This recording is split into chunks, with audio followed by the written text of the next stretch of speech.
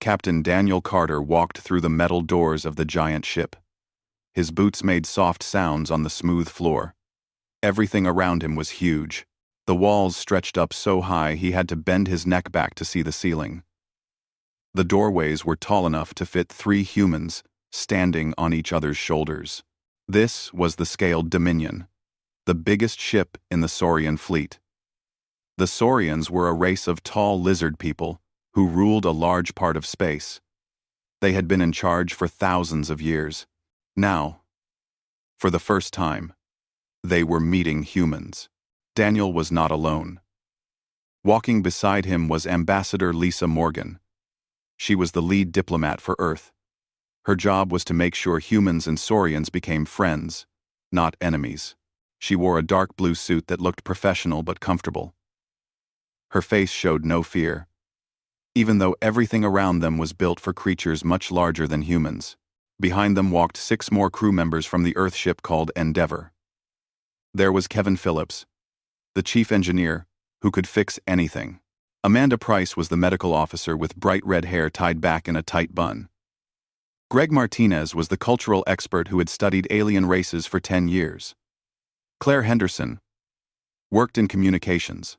Next came Jake Russell, the security chief, and finally, Nicole Webb, Lisa's assistant who carried a data pad and took notes on everything. 2 Saurian guards led them down a long hallway. These guards were massive. They stood at least 9 feet tall, maybe more. Their skin was covered in dark green scales that caught the light. They had long tails that swished behind them as they walked. Their eyes were yellow, with a black line down the middle, like a snake. When they breathed, Daniel could hear a soft hissing sound. The guards did not talk to the humans. They just walked forward, their clawed feet clicking on the floor. After 5 minutes of walking, they reached a huge set of double doors. The doors were made of some kind of stone that had purple and gold colors mixed in. Strange symbols were carved into the surface. Greg leaned close to Lisa and whispered that the symbols were very old, Saurian writing that said something about honor and tradition. The doors opened slowly. The room inside took Daniel's breath away. It was enormous, like a cathedral back on Earth. The ceiling was so high, it disappeared into shadow. Along the walls were banners that hung down, each one showing different symbols. The floor was polished so smooth that Daniel could see his reflection. In the center of the room was a half circle of chairs. But these were not normal chairs. Each one was made of the same purple and gold stone as the doors. They were huge, built for creatures much bigger than humans. The seats were at least 4 feet off the ground, maybe higher. Each chair had a special gap in the back for Saurian tails to fit through. Sitting in these chairs were 12 Saurians. They wore robes of different colors. Some had jewelry made of metal and stones. One Saurian in the center wore the most impressive robe of all. It was deep purple with gold thread woven through it. His scales were lighter than the others, almost silver in some places. This had to be High Chancellor Vex Thor, the leader of the Saurian Imperium. Vex's Thor looked down at the humans as they entered. His eyes moved slowly from one person to the next. His mouth was closed, but Daniel could see sharp teeth behind his lips. When he spoke, his voice was deep and rumbling, like thunder far away. A small device on Daniel's collar translated the words into English. "Welcome, humans, to the sealed chamber. This room has seen many important meetings over 3,000 years. You are the 48th species to stand before this council." Lisa stepped forward and bowed slightly. She had practiced this greeting many times. "High Chancellor Vex Thor, we thank you for this honor. Earth sends its greatest respect to the Saurian Imperium. We hope this meeting will begin a long friendship between our peoples." Vex Thor nodded slowly. "That is our hope as well. Please, take your seats, so we may begin the treaty discussions." That was when the problem became clear. Daniel looked at the chairs that had been set aside for the human delegation. They were the same as all the other chairs in the room. Massive stone seats that towered above them. The seat of the chair was level with Daniel's chest.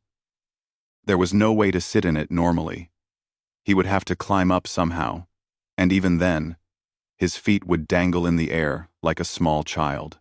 Lisa kept her face calm, but Daniel saw her jaw tighten just a little bit. She turned to Vex Thor with a polite smile. "Chancellor, we appreciate the gesture, but I am afraid these chairs are built for saurian bodies, not human ones. Our physiology is different.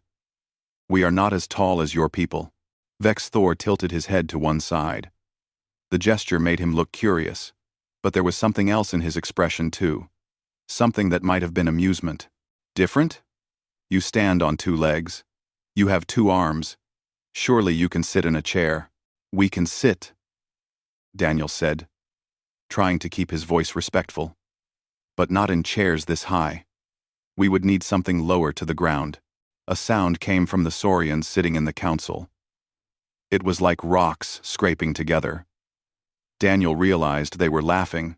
One of them, a saurian with dark red scales and several scars on his face, spoke up.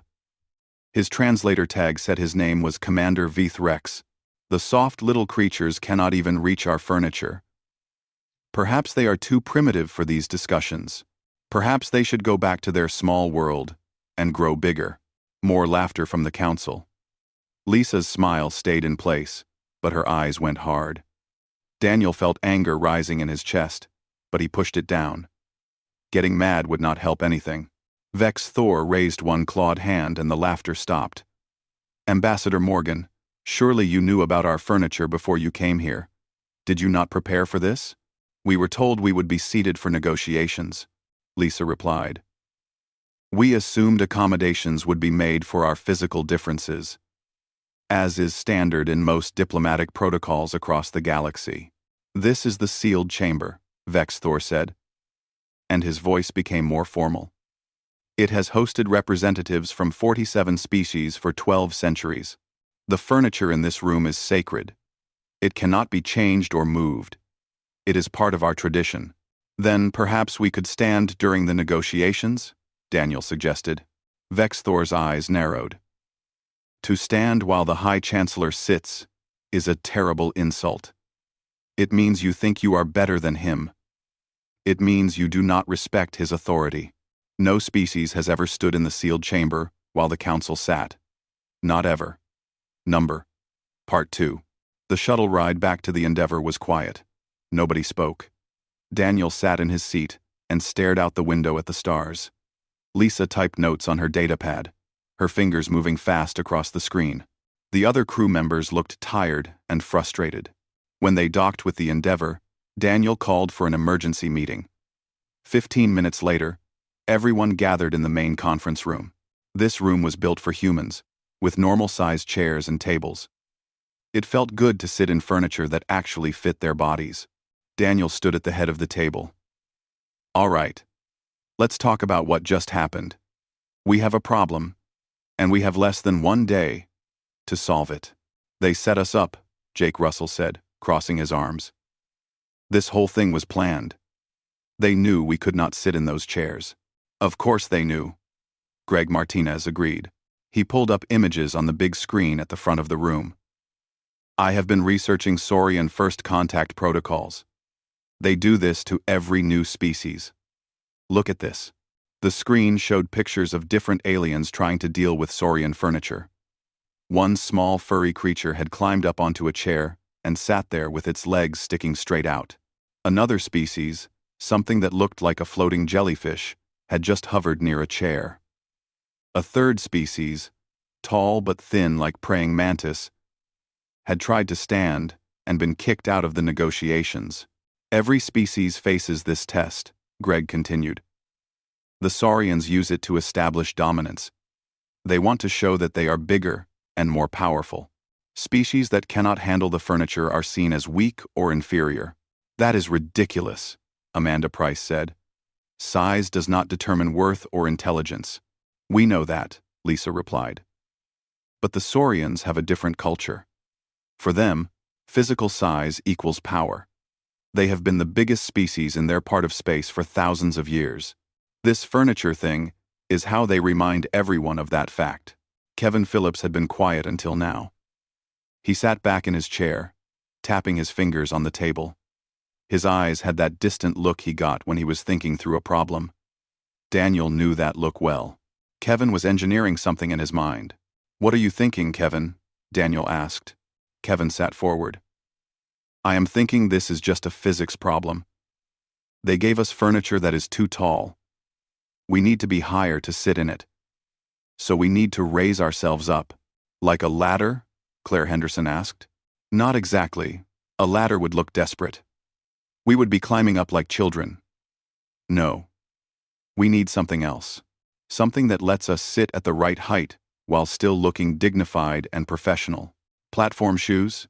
Nicole Webb suggested with a small smile. "You are closer than you think," Kevin said. He pulled out his own data pad and started sketching. His fingers moved quickly across the screen, drawing lines and shapes. "What if we built portable platforms? Something we can carry in, set up quickly, and stand on. The platforms would raise us up, so we can sit in the Saurian chairs at the correct height." Lisa leaned forward to look at his sketch. "Would that work within their rules? We would still technically be standing, just on a platform." "No," Greg said, studying the design. "Look, if the platform raises them high enough, they can actually sit in the chair. Their feet would be on the platform instead of the ground, but they would be sitting in the Saurian furniture. Technically, they would be following all the rules." Amanda frowned. "But will not the Saurians see this as cheating? Or as a sign of weakness?" "We are admitting we need help to use their furniture." The room went quiet as everyone thought about this. It was a good point. How would the Saurians react to humans showing up with assistance devices? Daniel stood and walked to the window. He looked out at the scaled Dominion, floating in space nearby. Its hull glowed with lights. Somewhere inside that massive ship, the Saurians were probably laughing about the small humans who could not even sit down properly. "Here is what I think," Daniel said, turning back to the group. "The Saurians gave us an impossible choice. Sit and look foolish. Stand and insult them. Or do not show up at all. But we are humans. We do not accept impossible choices. We find a third option. Kevin's platforms are that third option." "But what about looking weak?" Amanda asked again. "We are not weak," Daniel replied firmly. "We are adapting. We are solving a problem they thought could not be solved. Every species they have tested just accepted the bad choices they were given. We are refusing to do that." "I think that will surprise them." Lisa nodded slowly. "I agree. And actually, this could work in our favor. If we show up with a creative solution, it demonstrates human ingenuity. It shows we are not afraid to think differently. Plus," Kevin added, "if we make the platforms well enough, they will be impressive on their own. Good engineering is respected everywhere, right?" "How long would you need to build them?" Daniel asked. Kevin thought for a moment.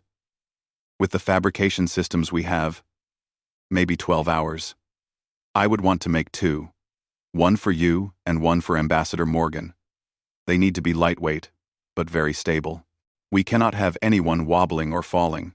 "Make them," Daniel ordered. "Amanda, run stress tests on whatever Kevin builds. Make sure they can hold our weight without any problems. Greg, I need you to research more about Saurian culture. Find out if anyone has ever tried anything like this before. Claire, monitor Saurian communications. See if you can pick up what they are saying about us." "What about me?" Jake asked. "Get some rest," Daniel said. "If this goes badly tomorrow, we might need to leave in a hurry. Make sure security is ready for anything." The meeting broke up, and everyone went to their assignments. Kevin headed straight to the fabrication bay, already calling up designs on his data pad. Amanda went with him to help with measurements and testing. Greg disappeared into the ship's library database to dig through old records. Daniel and Lisa stayed in the conference room. "Do you really think this will work?" Lisa asked quietly. "I do not know," Daniel admitted. "But I know we have to try. We cannot let them push us around. If we accept being treated as inferior now, It will set the tone for every interaction we ever have with them. The treaty is important, Lisa said. Earth needs allies out here. We are new to galactic politics. Making enemies of the Saurians would be very bad. I know. But making ourselves look weak would be just as bad. Other species are watching this first contact. If we let the Saurians dominate us, everyone will think humans can be pushed around. Lisa smiled a little. When did you become a diplomat, Captain? I learned from the best, Daniel replied, nodding at her. Down in the fabrication bay, Kevin was already hard at work. The fabrication system used advanced 3D printing technology to build objects from raw materials. Kevin designed each platform to be exactly 42 inches tall. That would raise a human up just enough to sit comfortably in a Saurian chair. The platforms had to fold flat so they could be carried easily. Kevin designed a clever hinge system that let them collapse to just 3 inches thick. When unfolded, magnetic locks would snap into place to make them rigid and stable. The material was important too. Kevin chose a lightweight composite that was strong enough to hold twice a human's weight, but light enough to carry with one hand. He added a non-slip surface on top so shoes would not slide. Amanda came in every hour to check his progress. She brought a portable scale to weigh the platforms. She tested the strength of the hinges. She made Kevin stand on a finished platform and try to make it wobble. It did not move at all. This is good work, she told him. Part 3. Daniel did not sleep well that night. He kept thinking about what might happen in the sealed chamber. Would the Saurians accept the platforms? Would they be angry? Would they laugh even harder at the humans? At 6 in the morning, he gave up trying to sleep and went to the gym. Exercise always helped him think clearly. He ran on the treadmill for 30 minutes, then lifted weights. The physical activity burned off some of his nervous energy.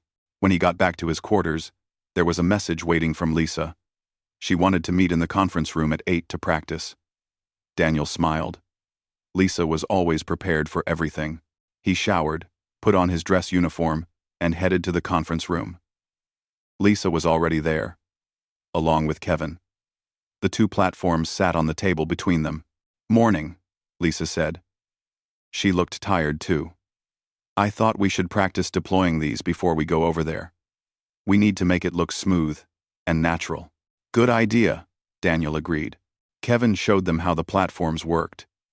You set them down, pressed a button on the side, and they unfolded automatically. The magnetic locks clicked into place with a satisfying sound. The whole process took about 3 seconds. Daniel and Lisa practiced over and over. Set down, press button, step up, sit down. Set down, press button, step up, sit down.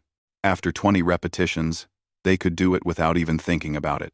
Remember, Kevin said, these will hold your weight easily. Do not be afraid to move around on them. They will not tip or slide. At 9:30, the shuttle was ready. Daniel and Lisa boarded, each carrying one of the slim platforms. Jake Russell came with them as security, along with Greg Martinez, in case they needed cultural advice. Nicole Webb came to take notes. The flight to the scaled Dominion took 15 minutes. As they approached, Daniel could see other ships gathering in the area. Word had spread about the human-Saurian negotiations. Other species wanted to watch what happened. When they docked, the same 2 Saurian guards were waiting. The guards looked at the cases Daniel and Lisa were carrying, but did not say anything. They just started walking, leading the humans back toward the sealed chamber. The long hallway seemed even longer today. Daniel's heart was beating fast. His palms felt sweaty. He gripped the handle of his platform case tighter. The huge stone doors opened. Inside, the sealed chamber looked exactly the same as yesterday. The 12 Saurian council members sat in their massive chairs. High Chancellor Vex Thor sat in the center, his silver scales catching the light. Commander Vithrex sat to his right, his scarred face twisted in what looked like a sneer. But there was something different today. Along the walls of the chamber stood at least 30 more Saurians. They were not council members. They wore simpler clothes, Daniel realized these were observers, here to watch what the humans would do. Vex Thor's voice boomed across the chamber. The humans return. We are curious to see how you have solved your problem. Or have you come to admit defeat? And, we have not come to admit anything, Chancellor, Lisa said clearly. We have come to negotiate. As agreed. Then please. Vex Thor gestured toward the two empty chairs with a sweeping motion of his clawed hand. Be seated. Be seated. This was it. This was the moment. Daniel and Lisa walked calmly to their assigned chairs. They moved at the same time, like they had practiced. They set their cases down on the floor. Every Saurian in the room was watching. The chamber was completely silent. Daniel pressed the button on his case. The platform unfolded smoothly. Quietly. The magnetic locks clicked into place. Beside him, Lisa's platform did the same thing. A murmur went through the watching Saurians. It sounded like wind blowing through leaves, but deeper and more rough. Daniel stepped onto his platform. Suddenly, he was much higher. He was at exactly the right height for the chair. He sat down, his feet resting comfortably on the platform surface. His posture was straight and dignified. He looked directly at Vex's Thor. Eye to eye. Lisa did the same. She sat in her chair, perfectly positioned, her hands folded in her lap. For the first time in thousands of years, humans sat in the sealed chamber, at the same level as the High Chancellor of the Saurian Imperium. The silence stretched out. It felt like an hour, but was probably only 10 seconds. Daniel kept his face calm and neutral. Inside, his heart was pounding. Then Commander Vithrex shot to his feet. His tail lashed behind him angrily. This is an insult. This is trickery. They mock our sacred chamber with their devices. This is no. This is anyway. Vex Thor held up one hand but did not take his eyes off Daniel. Daniel spoke clearly, making sure his voice carried across the chamber. This is a solution, Chancellor. You asked us to sit in your chairs. We are sitting in your chairs. You said we could not modify your sacred furniture. We have not touched your furniture. You said we could not stand because it would be disrespectful. You brought devices to help you, Vithrex snarled. You could not do it on your own. This shows your weakness. This shows our intelligence. Lisa replied calmly. You presented us with a problem. We solved it. We did so within every rule you set. We respect your traditions completely. We simply ensured we could participate with dignity. Dignity, Vex Thor repeated slowly. His yellow eyes studied Daniel. Then Lisa. Then the platforms. How long did it take your people to create these? About 12 hours, Chancellor, Daniel answered honestly. 12 hours. Vex Thor settled back in his chair. He looked at the other council members, then at the observers along the walls. In 12 hours you solved a problem that has existed in this chamber for 3,000 years. 47 species have sat in this room before you. Not one ever did this. Perhaps they did not think it was possible, Lisa suggested. Or perhaps, Vex Thor said, they accepted their position as lesser beings. They accepted that we were superior. He paused. You did not accept that. You refused to be made small. With respect, Chancellor, Daniel said, we are not here to be made small. We are here to negotiate as equals. If you wanted servants or subjects, you should have said so. Earth sent us as representatives of a sovereign world, worthy of respect. More murmuring from the Saurians. Some of it sounded angry. Some sounded surprised. Daniel could not tell if this was going well or badly. Vithrex spoke again, his voice harsh. This is why we should not deal with these creatures. They do not know their place. They think they can challenge us with their tricks and toys.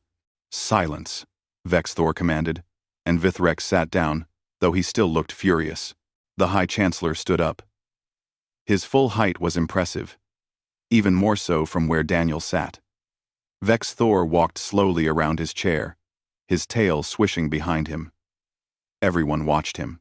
The chamber was so quiet Daniel could hear his own breathing. Finally, Vex Thor spoke. For 3,000 years, we have tested newcomer species in this chamber. For 3,000 years, they have failed. They climbed into our chairs like younglings. They stood and were removed for disrespect. They did not come at all and were labeled cowards. Never, in all that time, has anyone done what you have done today. He walked closer to Daniel and Lisa. You found a third path. You honored our rules while maintaining your own dignity. You showed creativity, intelligence, and determination. These are qualities we value in the Saurian Imperium. Vex Thor turned to face his council. I have been High Chancellor for 80 years. In that time, I have seen our empire grow strong, but also grow arrogant. We have believed ourselves superior simply because we are large. But true superiority comes from the mind, not the body. These humans have reminded us of that truth. He looked back at Daniel. You have impressed me, Captain Carter. You too, Ambassador Morgan. Let us begin our negotiations. I am very interested to see what else humanity can teach us. The council members shifted in their seats. Some looked pleased. Others, like Vithrex, looked angry. But none spoke against the High Chancellor's words. Daniel let out a breath he did not know he was holding. Lisa caught his eye and gave him the tiniest smile. They had done it. They had sat down as equals. The negotiations began shortly after. They talked about trade agreements, technology sharing, and mutual defense. The Saurians were tough negotiators, but they were no longer dismissive. They listened to what the humans said. They asked serious questions. They treated Daniel and Lisa like actual diplomats, not curiosities. 3 hours later, they took a break. Daniel and Lisa stepped down from their number. Part 4. Daniel woke up the next morning to urgent knocking on his door. He rolled out of bed, still half asleep, and opened it. Claire Henderson stood there, her eyes wide with excitement. Captain, you need to see this right now, she said, holding out her datapad. Daniel rubbed his eyes. What time is it? 6 in the morning. But this cannot wait. You have gone viral. I have what? Claire pushed past him into the room and pulled up a display on the wall screen. Look, this is the Crystalline Collective News Network, and this is the Methane Breathers Alliance broadcast. And this is from the Quantum Folders, and they never report on anything. The screen showed news feeds from all across the galaxy. Every single one was showing footage from yesterday. There was Daniel and Lisa, sitting calmly on their platforms in the sealed chamber. The image had been captured from multiple angles and was being shown over and over again. How did this get out? Daniel asked. The Saurians broadcast their sealed chamber proceedings. It is tradition. They like to show the galaxy how impressive they are. Except this time, the broadcast showed something very different. Daniel sat down heavily on his bed. This is bad. The Saurians are going to be furious. Actually, that is the interesting part, Claire said. She changed the feed to show Saurian internal communications. Their networks are going crazy. Half their population is angry. Yes, they think you humiliated them. But the other half thinks you did something amazing. They are calling you innovative, clever, worthy of respect. What about the other species? Claire smiled. That is the best part. Watch this. She played a message from an ambassador of a species called the Vertex Swarms. The ambassador looked like a collection of small insects that moved together as one. Its translated message was simple. More messages scrolled across the screen. Species that had been pushed around by the Saurians for years were celebrating. They were sharing the footage, making art based on it, even creating songs about the humans who brought footstools to the sealed chamber. We have received 43 messages in the last 6 hours, Claire said. Species wanting to establish diplomatic relations with Earth. Species offering trade deals. 3 different groups want to form alliances. Daniel's head was spinning. This is bigger than I thought. Much bigger. Captain, you did not just solve a furniture problem. You challenged the entire social order that the Saurians have maintained for centuries. And you won. Over breakfast, Daniel met with Lisa and the rest of the team. They watched more of the galactic reaction together. Some of it was funny. One species had created a cartoon showing a tiny human outwitting a giant lizard. Another had written a poem about creativity defeating arrogance. But some of the reaction was concerning. There were species that saw this as a declaration of war against Saurian dominance. There were radical groups calling for humans to lead a rebellion against the established powers. This is getting out of control, Lisa said. We need to make a statement. Saying what? Amanda asked. That we are not trying to start a revolution. We just wanted to sit down and talk like civilized beings. Greg shook his head. But that is exactly the point. For years, species have not been able to sit down as equals with the Saurians. What you did showed everyone it was possible. You cannot put that idea back in the box. A message came through from the Scaled Dominion.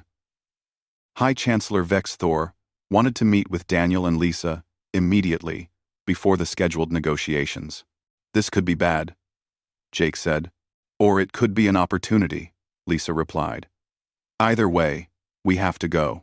30 minutes later, Daniel and Lisa were back on the Scaled Dominion. But this time, they were not taken to the sealed chamber. Instead, the guards led them to a smaller, more private room. Vex Thor was there, alone. No council members, no observers, just the High Chancellor, looking out a massive window at the stars. Sit, he said, without turning around.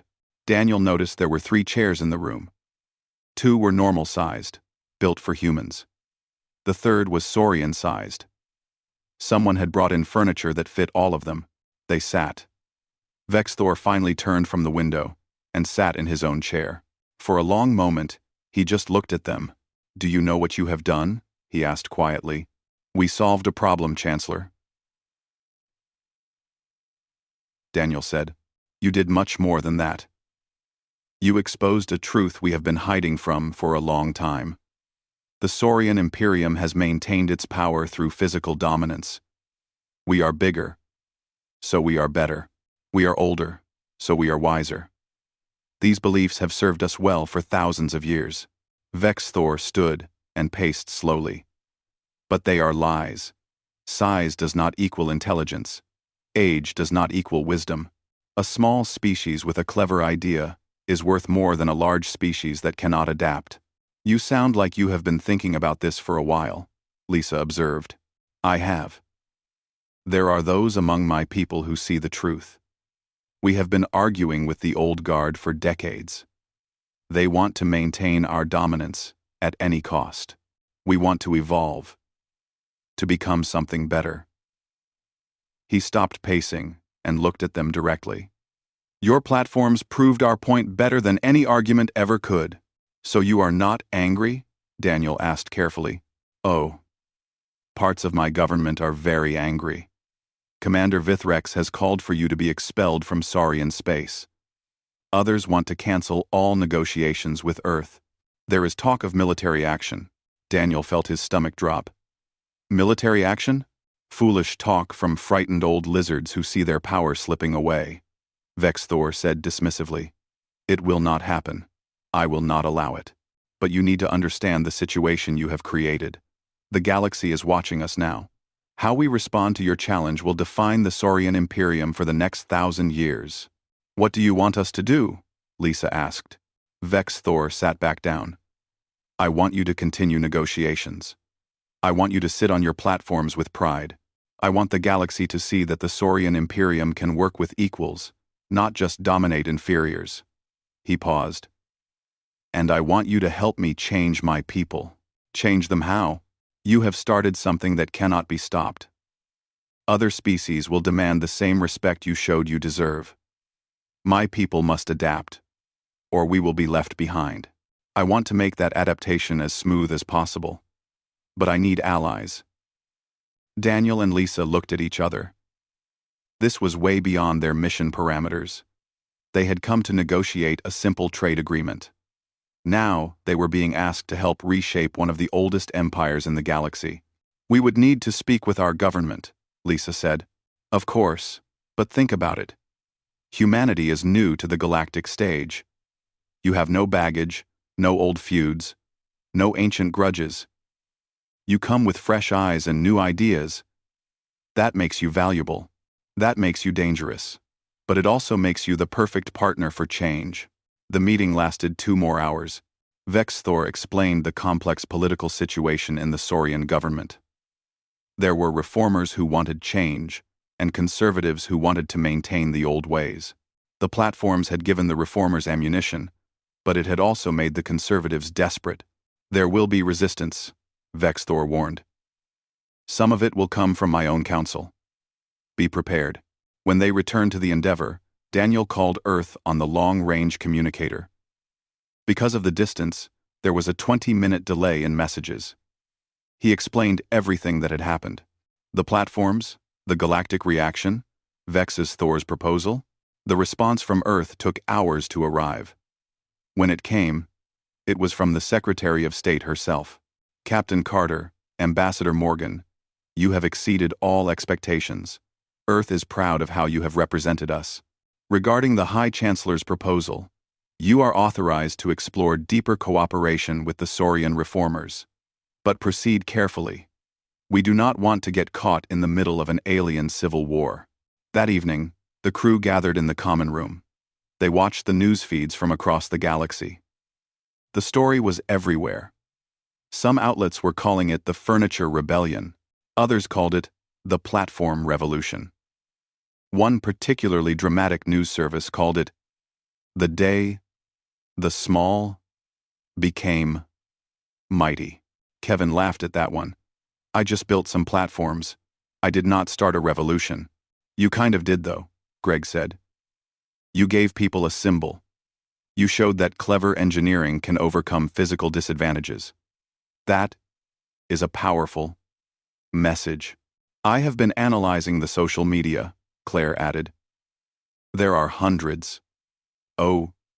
The next week was intense. Negotiations continued every day. Each morning, Daniel and Lisa took their shuttle to the scaled Dominion. Each morning, they brought their platforms. And each morning, they sat in the sealed chamber as equals with the High Chancellor. But things were changing in small ways. On the third day, Vexthor mentioned that his government was designing new furniture for diplomatic chambers, chairs that could be adjusted for different species' heights. On the 5th day, 2 other Saurian council members privately thanked Lisa for what she had done. They said the old ways needed to change. Not everyone was happy. Commander Vithrex grew more hostile each day. He argued against every point humans made. He questioned every proposal. He made it clear he thought the whole thing was a mistake. On day 7, things came to a head. The morning session had been going well. They were discussing technology sharing agreements. Earth had some medical advances the Saurians wanted. The Sonning wanted. The Saurians had propulsion systems that were far ahead of human technology. It was a fair trade that would benefit both species. Then Vithrex stood up. I call for a formal challenge, he announced. The room went silent. Greg, who was sitting in the observer section, went pale. He knew what this meant. Vexthor's eyes narrowed. Commander, is that necessary? It is my right under ancient law. I challenge the validity of these negotiations on the grounds that the humans have violated sacred tradition. Explain yourself, Vexthor commanded. Vithrex pointed at Daniel's platform. These devices are an insult to the sealed chamber. They show disrespect for our history and our customs. By allowing them, we have weakened ourselves in the eyes of the galaxy.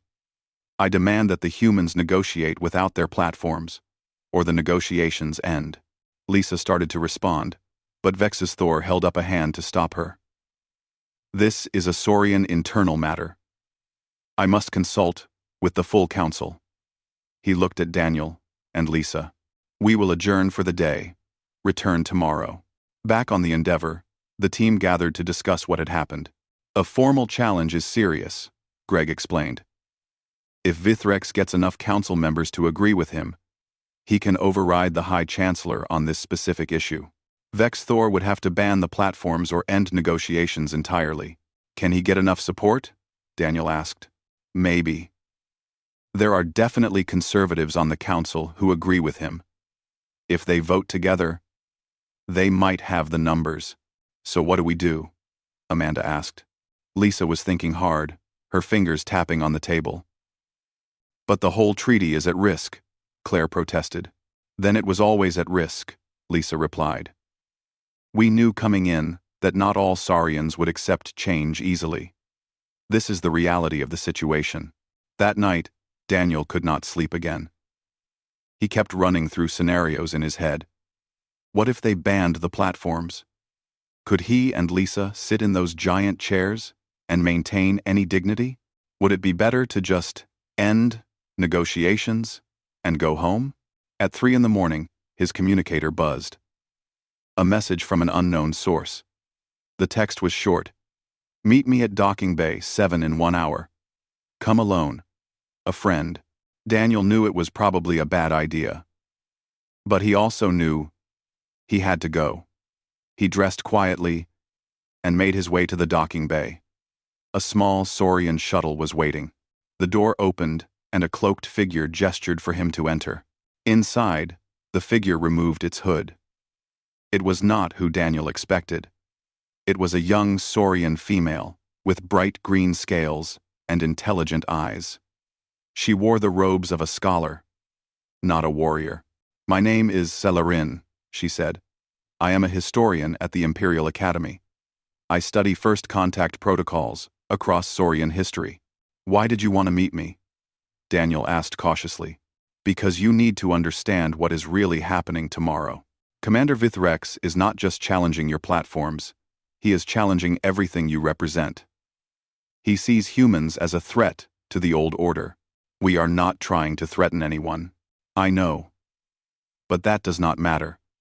What matters is that you have shown other species they do not have to accept Saurian dominance. That idea is more dangerous to people like Vithrex than any weapon. Celarin pulled up a holographic display showing historical records. Look at this. 300 years ago, a species called the Corinthians tried to negotiate with us. They were small. Like you. They could not use our furniture. The council laughed at them and sent them away.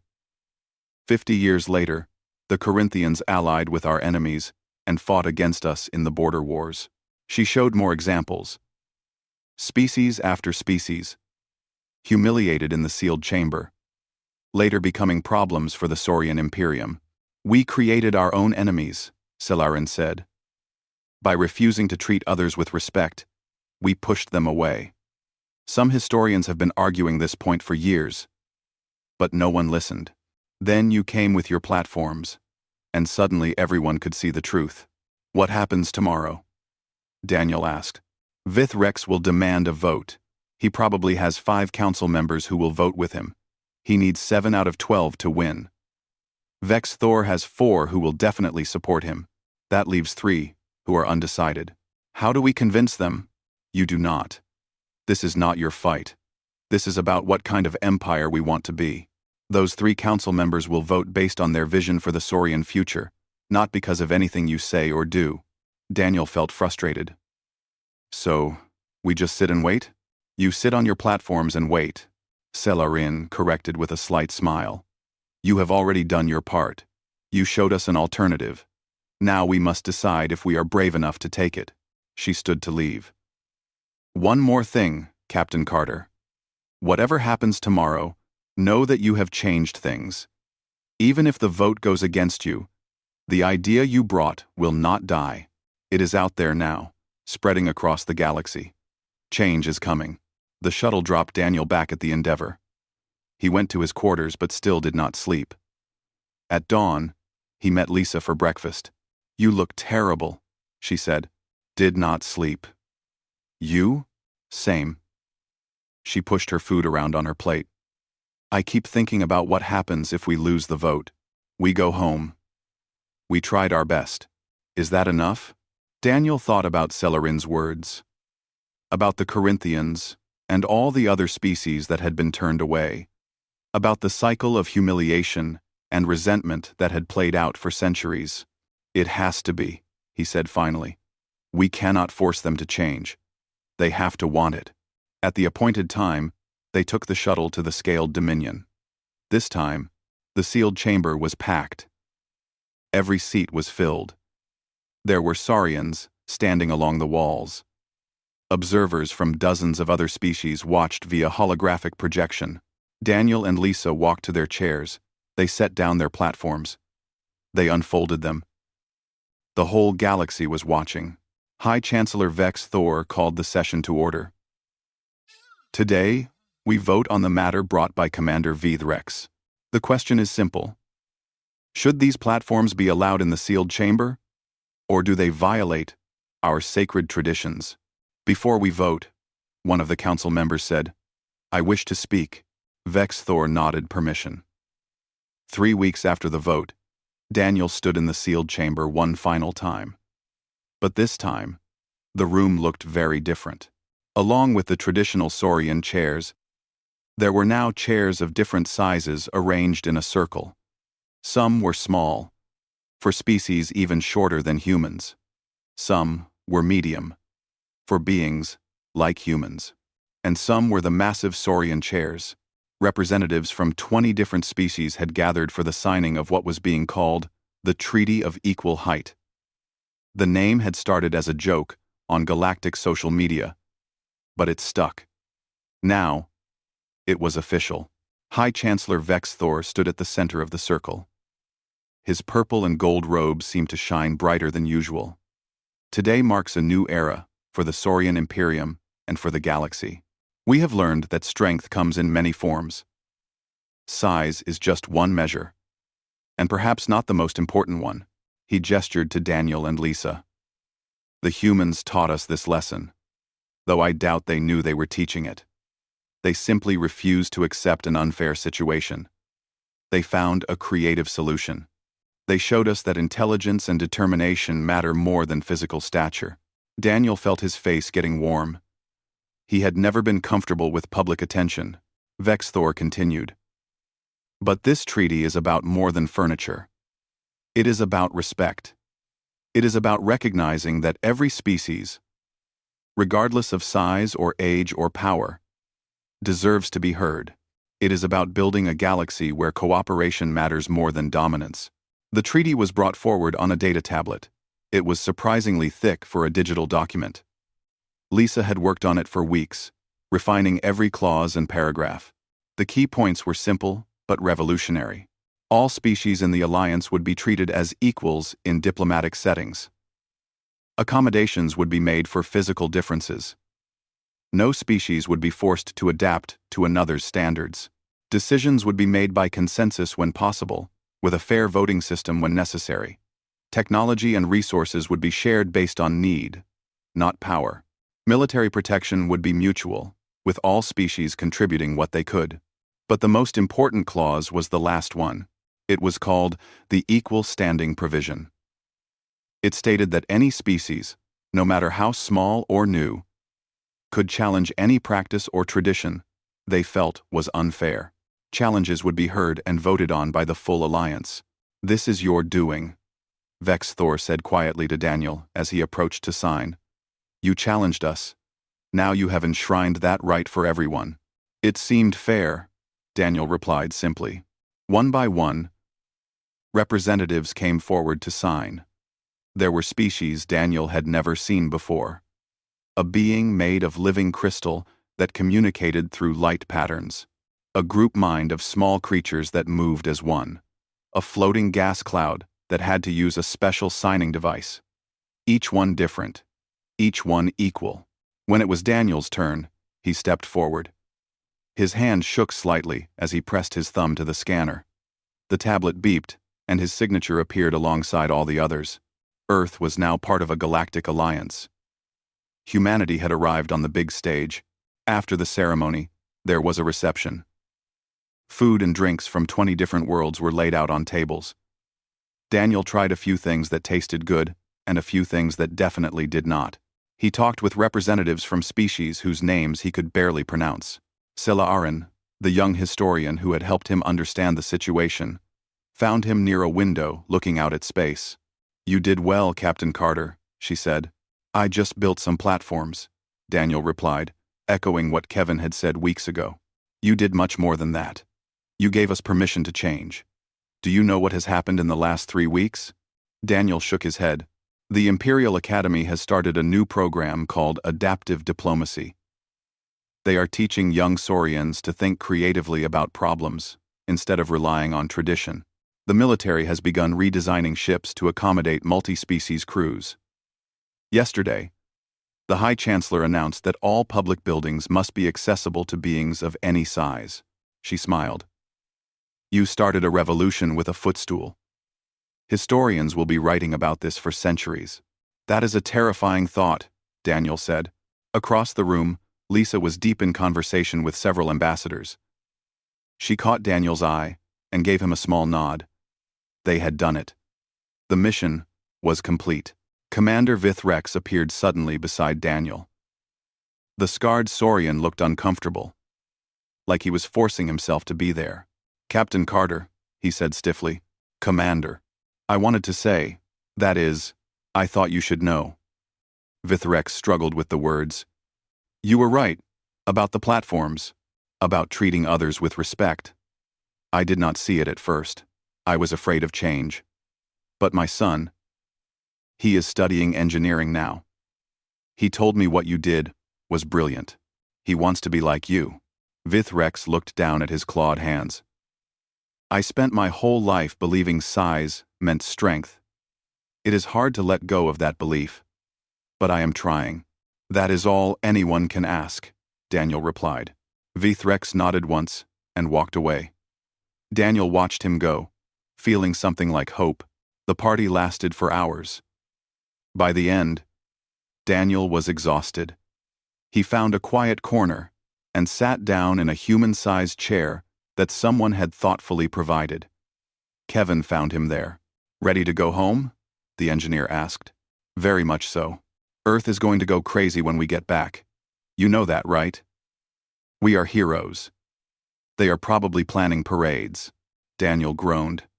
"I hate parades. Too bad. You are stuck with it. You changed the galaxy, Captain. People are going to want to celebrate that." Over the next few days, the Endeavor prepared for the journey back to Earth. Messages came in from all over human space.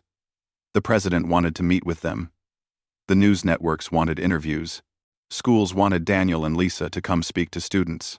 "We are never going to have a normal life again, are we?" Lisa said, as they reviewed the message requests. "Probably not," Daniel agreed. "But maybe that is okay. If we can use this attention to do some good, to help people understand that differences do not have to divide us, then maybe it is worth it." On their last night in Saurian space, Vex Thor hosted a private dinner for Daniel, Lisa, and the core crew. It was held in his personal quarters, which were surprisingly modest for such a powerful leader. "I wanted to thank you properly, away from the cameras and ceremonies," Vex Thor said as they ate. "What you did here will echo through history. The Saurian Imperium will be remembered for how we responded to your challenge. I am glad we chose wisdom over pride." "What will happen now?" Amanda asked. "We will learn together," Vex Thor replied. "There will be problems. There will be disagreements. Some species will not want to join. Some will join and then cause trouble. Building something new is always messy. But it is worth doing." He raised his glass. "To new friends. To equal footing. And to the humans who taught an old empire new tricks." They all raised their glasses and drank. The flight back to Earth took 3 weeks. During that time, Daniel had a lot of time to think. He thought about how a simple engineering solution had become a symbol of equality. He thought about how standing up for dignity, even in small ways, could lead to big changes. He thought about how the galaxy was full of species, just trying to be heard and respected. When the Endeavour finally entered Earth's solar system, they were greeted by a fleet of ships, not military ships, but civilian vessels that had come out to escort them home. The radio channels were full of congratulations and cheers. Landing on Earth felt surreal. There were crowds at the spaceport. There were banners and signs. Someone had made a giant inflatable version of the platforms. Daniel did not know whether to laugh or hide. The president met them on the tarmac. She shook hands with everyone and gave a speech about how proud Earth was of its representatives, how humanity had shown the galaxy what it meant to be strong without being cruel, clever without being arrogant, and firm without being inflexible. Later, at a private meeting, she asked Daniel the question he had been asking himself. How did you know it would work? The platforms, I mean. How did you know the Saurians would accept them? Daniel thought about it. I did not know. But I knew we had to try. We could not just give up because something was difficult. That is not who we are as humans. We solve problems. We adapt. We find ways forward even when the path is not clear. And if they had rejected the platforms, then we would have found another way. Or we would have walked away with our dignity intact. Either way, we would not have accepted being treated as lesser beings. The president smiled. That attitude is exactly why we sent you. And it is exactly what the galaxy needs to see from humanity. Over the following months, Earth became a hub of galactic diplomacy. Species that had never visited before came to see the world that had produced the platform builders. Universities started programs in alien relations. Engineers studied multi-species design. The whole planet was energized by being part of something bigger. Daniel gave speeches at schools. He always told the same story. About being faced with an impossible problem. About refusing to accept the bad options. About finding a creative solution. And most importantly, about standing up for what was right, even when it was scary. You do not have to be the biggest, or the strongest, or the oldest to make a difference, he would tell students. You just have to be willing to think differently and to stand up for what you believe in. Sometimes, the smallest action can change everything. A year after the Treaty of Equal Height was signed, Daniel received a package from Celerine. Inside was a book. It was the first comprehensive history of the treaty, written for Saurian students. The dedication page read, "To Captain Daniel Carter and Ambassador Lisa Morgan, who taught us that true strength is measured not in height, but in character." Daniel kept the book on his desk. Whenever he doubted whether what they had done mattered, he would look at it and remember. One small chair for a human. One massive change for the galaxy. And it all started because someone refused to accept that being small meant being lesser. Because someone believed that everyone deserved to sit at the table as equals. Because someone had the courage to bring a platform to a place where platforms had never been before. The story spread across human space and beyond. It became a legend, though the real people involved were still very much alive and occasionally annoyed by all the attention. But the message lived on. When humans encountered new species, they approached them with respect. When they saw unfairness, they challenged it. When they found problems, they solved them creatively. And whenever possible, they made sure everyone had a place to sit as equals. Because that was the lesson of the platforms. Not that humans were special or superior, but that every being deserved dignity. Every voice deserved to be heard. Every species, no matter how different, had value. Daniel Carter never set out to change the galaxy. He just wanted to have a conversation. But sometimes, that is all it takes. One person. Willing to stand up, or in this case, stand on a platform. For what is right. The galaxy was better for it. And humanity had found its place among the stars. Not as conquerors or servants, but as equals. As friends, as partners, in building something better. And it all began with 2 portable platforms and the courage to use them. The council member, an old saurian with pale gray scales, stood slowly. "My name is Kethval. I have served on this council for 60 years. I have seen hundreds of negotiations. I have watched as we made the same mistakes over and over." He looked directly at Vithrex. "We have used our size as a weapon. We have humiliated smaller species and called it tradition. We have created enemies and wondered why they hate us. I am tired of it. I vote to allow the platforms." Another council member stood. "I am Siramon. I vote to allow the platforms. It is time we judged species by their minds, not their height." A third stood. "I am Velkir. I vote to allow the platforms. My daughter is a student at the Imperial Academy. She told me about the humans and their creative solution. She said she was proud to be Saurian because we were wise enough to accept it. I want my daughter to stay proud." The vote was decided before Vithrex could even argue. 8 council members voted to allow the platforms. Only 4 voted against. Vexthor struck his staff on the floor. "The platforms are permitted. Let us continue negotiations." Vithrex sat down heavily, his face a mask of anger. But the vote was final. The rest of the day passed in a blur. They made progress on the treaty that would have taken weeks under normal circumstances. The atmosphere in the chamber had changed. The Saurians who had been skeptical now engaged seriously. Questions were thoughtful. Proposals were fair. By evening, they had a framework for a full alliance treaty. F species sharing stories about times the Saurians made them feel inferior. Your platforms gave them hope that things could change. Is that a good thing? Amanda wondered. Hope can be dangerous if it leads to violence. Hope can also lead to progress, Lisa said. And right now, the galaxy needs progress. The old systems are not working. Species are frustrated. Change is coming, whether we like it or not, at least this way. Maybe we can guide it in a peaceful direction. Daniel sat quietly, thinking. He had just wanted to sit down and have a conversation. Now, somehow, he was part of something much larger. It was exciting and terrifying at the same time. His communicator beeped. A message from Vexthor.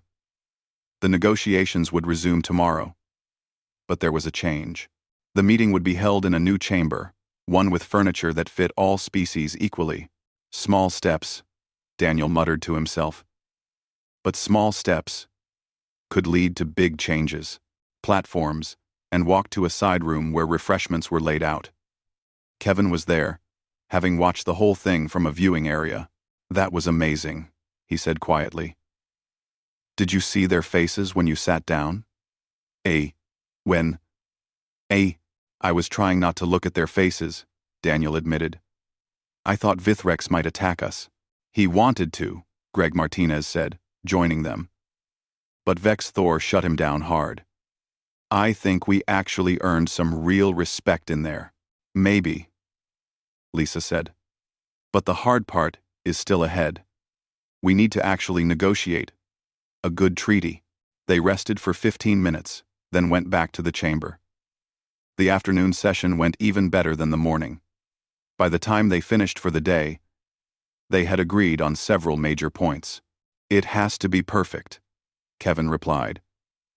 If Daniel or Lisa falls off one of these in front of the Saurians, it will be a disaster. By midnight, both platforms were finished. They looked sleek and professional. The composite material had a dark gray color that looked almost like the stone of the Saurian furniture. Kevin had even added small handles on the sides so they could be carried like briefcases. Greg came down to look at them. I have been researching for hours, he said. No species has ever tried anything like this. Most just accepted whatever the Saurians gave them. Then we will be the first, Kevin said. That could go very well or very badly, Greg pointed out. True, but at least it will be interesting. Daniel and Lisa exchanged glances. They were trapped. They could not sit in the chairs without looking foolish. They could not stand without insulting the Saurians. And they could not ask for different furniture because the room was sacred. This was not an accident, Daniel realized. This was a test. The Saurians wanted to see how humans would react to an impossible situation. Would they get angry? Would they give up? Would they embarrass themselves by trying to climb into the huge chairs? Lisa took a breath and spoke carefully. High Chancellor, we respect your traditions deeply. We do not wish to offend. However, we also cannot compromise our own dignity. Give us 24 hours. We will find a solution that honors both your customs and our needs. Vexthor was quiet for a long moment. The whole chamber was silent. Even the other Saurians stopped moving. Finally, the High Chancellor nodded. Very well. You have 1 day. We will meet again tomorrow at this same time. I suggest you use your time wisely. Crom. Win. I have never meant to. The human delegation turned and walked out of the chamber. Daniel could hear the Saurians laughing again behind them. The sound followed them all the way down the long hallway and did not stop until the doors closed.